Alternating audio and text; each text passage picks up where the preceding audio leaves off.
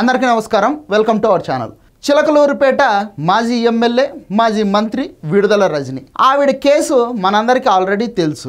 ఒక stone crusher కంపెనీకి సంబంధించినటువంటి యజమానిని కమిషన్ల కోసం టార్చర్ పెట్టి వాళ్ళు కాదు మేము ఇవ్వలేము అంటే 50 కోట్ల రూపాయలు ఫైన్ వేయిస్తా నువ్వు ఇవ్వకపోతే, అంతేకాకుండా నువ్వు తెలుగుదేశం పార్టీ వాడివి కాబట్టి నిన్ను టార్చర్ చేస్తా, నిన్ను జైలుకు పంపిస్తా అని బెదిరింపులకు పాల్పడినటువంటి కేసు అన్నమాట.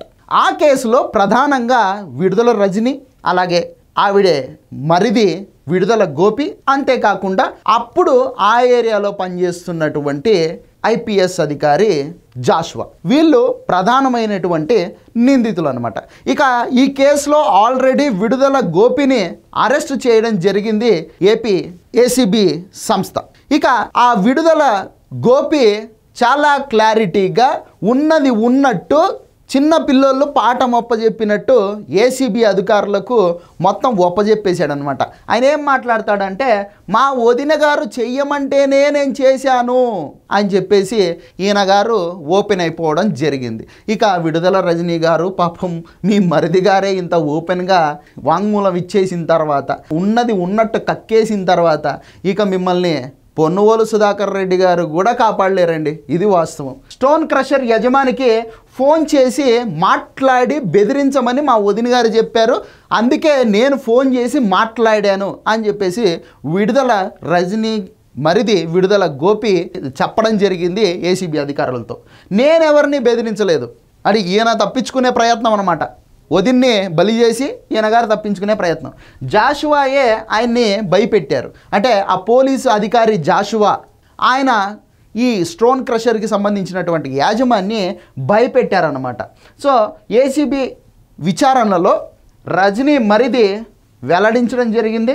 కోర్టు ఆదేశాలతోనే గోపిని కస్టడీకి తీసుకున్నాము అని చెప్పేసి ఏసీబీ కూడా క్లారిటీగా చెప్పడం జరిగిందనమాట. 3 రోజులు వాళ్ళు విచారణ చేశారు. ఈ 3 రోజుల్లో ఇటువంటివన్నీ రాబట్టడం జరిగింది. ఇక ఆయన ఏం చెప్తాడంటే, విడుదల వేణుగోపీనాథ్ అలియాస్ గోపి ఇబ్బంది లేకుండా వ్యాపారం చేసుకోవాలంటే అడిగింది ఇవ్వండి, లేదంటే భారీ జరిమానా చెల్లించేందుకు మీరు సిద్ధంగా ఉండాలి అని హెచ్చరించాడట. భారీ ఫైన్ వేస్తామని తనను బెదిరించి 2.20 లక్షలు వసూలు చేశారు. విడుదల రజని, ఆమె మరిది విడుదల గోపి, పిఏ రామకృష్ణ, ఐపీఎస్ అధికారి పల్లె జాషువా, వీళ్ళు ప్రధానమైనటువంటి నిందితులు అనమాట.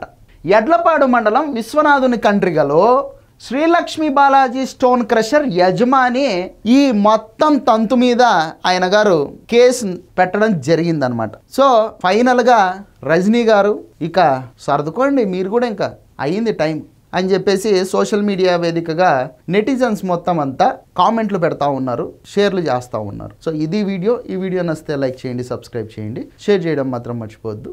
Thank you.